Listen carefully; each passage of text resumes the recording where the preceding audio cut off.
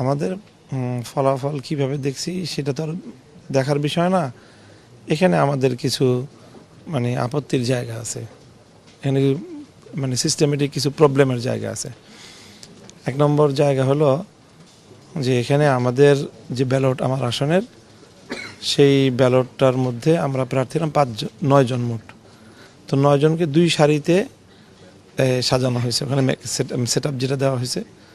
তো তাতে একেবারে প্রথম কলামের শেষ সারিতে আমার নামের বিপরীতে জায়গাটা ফাঁকা, খালি জায়গা। একই ধরনের ঘটনা হলো ঢাকা 8 আসনে, সেখানে ঠিক আমার পজিশনে ধানের শীষের প্রার্থী মির্জা আব্বাস সাহেবের নাম ওই জায়গাটায় আছে।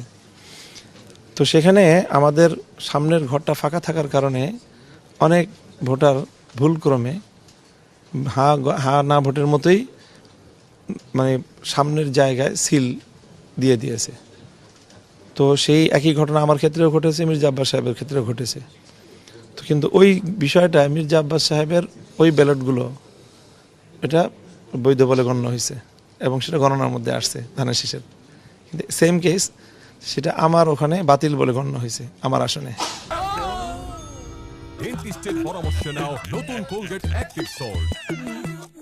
আমাদের ফলাফল কিভাবে দেখছি সেটা তো আর দেখার বিষয় না। এখানে আমাদের কিছু আপত্তির জায়গা আছে, এখানে সিস্টেমেটিক কিছু প্রবলেমের জায়গা আছে।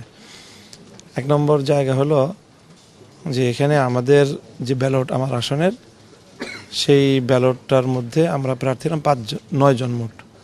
তো 9 জনকে 2 সারিতে সাজানো হয়েছে, ওখানে সেট আপ যেটা দেওয়া হয়েছে।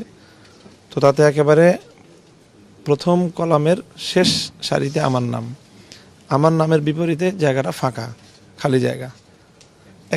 একই ধরনের ঘটনা হলো ঢাকা 8 আসনে, সেখানে ঠিক আমার পজিশনে ধানের শীষের প্রার্থী মির্জা আব্বাস সাহেবের নাম ওই জায়গাটায় আছে। তো সেখানে আমাদের সামনের ঘরটা ফাঁকা থাকার কারণে অনেক ভোটার ভুলক্রমে হা না ভোটের মতোই সামনের জায়গায় সিল দিয়ে দিয়েছে। তো সেই একই ঘটনা আমার ক্ষেত্রেও ঘটেছে, মির্জা আব্বাস সাহেবের ক্ষেত্রেও ঘটেছে। তো কিন্তু ওই বিষয়টা মির্জা আব্বাস সাহেবের ওই ব্যালটগুলো এটা বৈধ বলে গণ্য হয়েছে এবং সেটা গণনার মধ্যে আসছে ধানের শীষের। কিন্তু সেম কেস সেটা আমার ওখানে বাতিল বলে গণ্য হয়েছে আমার আসনে।